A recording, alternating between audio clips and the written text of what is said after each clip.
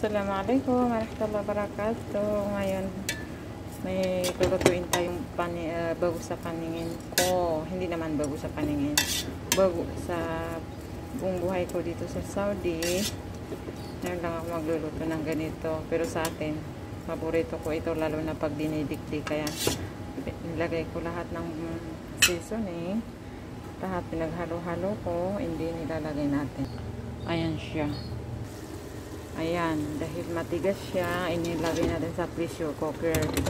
Kasi ang gusto namin dito ay yung malambot na malambot. Paghalo natin.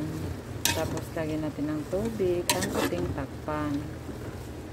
Yan, lalagyan ko ng tubig para maluto. Hindi ko siya dadamihan ng tubig. Ang nilagay kong onion ay spring onion ang ginamit ko.